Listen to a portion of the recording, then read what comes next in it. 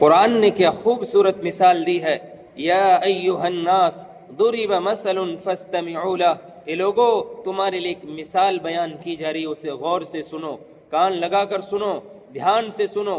ان الذین تدعون من دون اللہ لن يخلقوا ذبابا ولو استمعوا لہ وإن يسلبهم الذباب شيئا لا يستنقذوه منه ضعف الطالب والمطلوب۔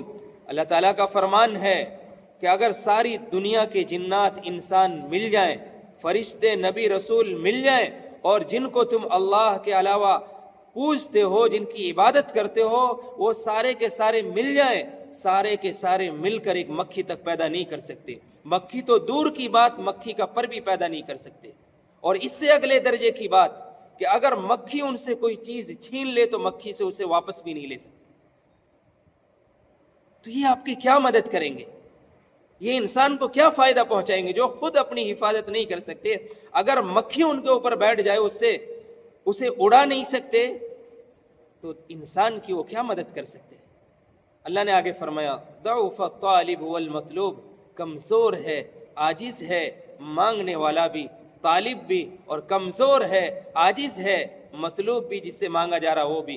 یعنی جو لوگ بتوں کی عبادت کرتے ہیں، بتوں کو پوجتے ہیں، وہ عاجز ہیں، کمزور ہیں کہ ان کی عقلوں پر پردہ پڑا ہوا ہے، اور آخرت میں بھی عاجز رہیں گے کہ ان کا کوئی سہارا نہ ہوگا، اور خود یہ بت بھی عاجز ہیں کہ اپنے اوپر سے مکھی نہیں ہٹا سکتے۔ اگر مکھی کوئی چیز لے لے تو اس کو واپس نہیں لے سکتے۔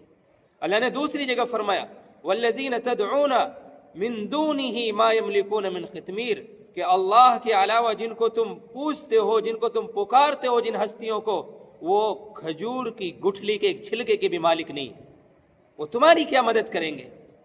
اس لیے بھائیو، قادر مطلق اللہ کی ذات ہے، اللہ ہر چیز پر قادر ہے۔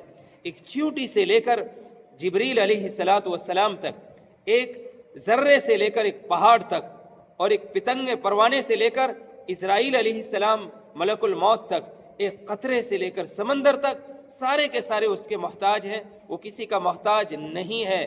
وہ سب کچھ کے بغیر سب کچھ کر سکتا ہے، ہم اللہ کے بغیر کچھ نہیں کر سکتے۔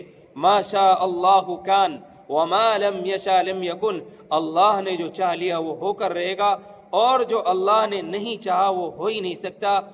اس کے چاہے کو کوئی روک نہیں سکتا، اور اس کے روکے کو کوئی کروا نہیں سکتا، وہ اللہ ہے۔ اس لیے بھائیو، اللہ کی بندگی کرو، اللہ کی عبادت کرو، اللہ سے مانگو۔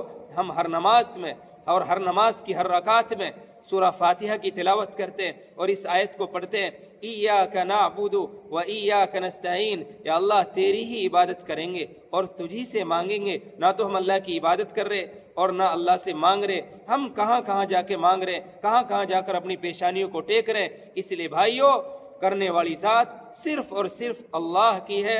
اگر ساری دنیا کے جنات انسان مل کر کسی کو نفع پہنچانا چاہیں، اللہ رب العزت نقصان پہنچانا چاہیں، تو اللہ تعالیٰ نقصان پہنچا کر رہیں گے، سارے کے سارے مل کر نفع نہیں پہنچا سکتے۔ اگر سارے کے سارے مل کر کسی کو نقصان پہنچانا چاہیں، اللہ رب العزت نفع پہنچانا چاہیں، تو اللہ تعالیٰ نفع پہنچا کر رہیں گے، وہ سارے کے سارے مل کر اس کو نقصان نہیں پہنچا سکتے۔